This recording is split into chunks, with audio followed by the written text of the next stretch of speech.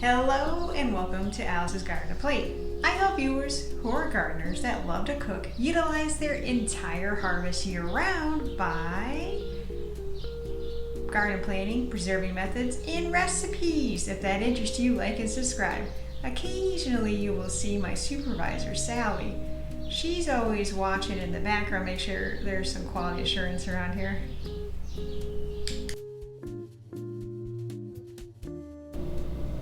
In today's episode, I'm going to be talking about how to dehydrate peach slices and seasoning using a lemon juice as a binder.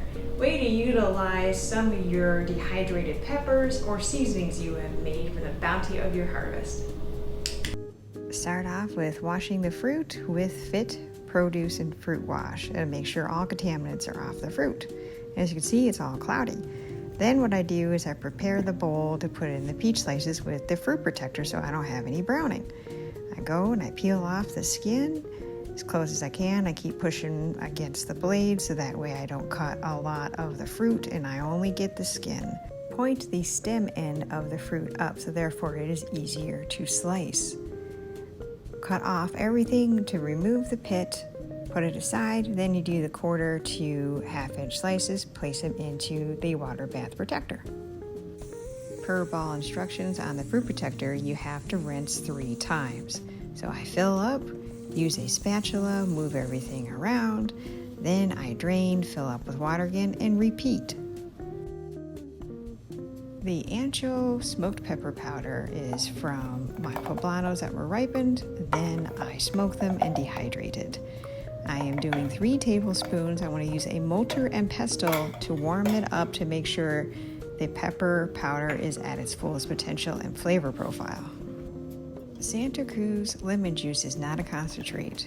I use it as a binder and it will also prevent browning when the peach slices are in the dehydrator. So I do 1/4 of a cup at a time to see how the coverage is with the peaches. So I'm going to put in each bowl because I am doing 2 separate things. One with the Ancho and the other with the Jamaican jerk. Whisk till well combined. It's a little thick for what I like, so I will put in more lemon juice so that way I am up to 1/2 cup at this point. Time to add the peach slices that have been well drained. Use my spatula scoop thing from Rachel Ray, excellent for mixing. I'm going to put in what I think is 1/2 and split the recipe into 2 because I'm doing 2 different types of seasonings. I'm going to repeat the process of using 3 tablespoons of the Jamaican jerk, warm it up with a mortar and pestle, and I will add the peaches with the lemon juice and mix till well combined.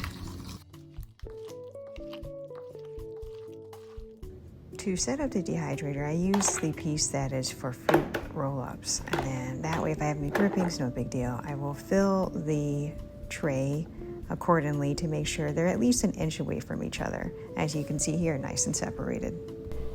If you go beyond 12 hours, you will get a crack and a hard peaches, but you can use those for making seasonings and also for doing cocktails. For example, you crush and make a powder and you do the rim on the glass, excellent for a cocktail.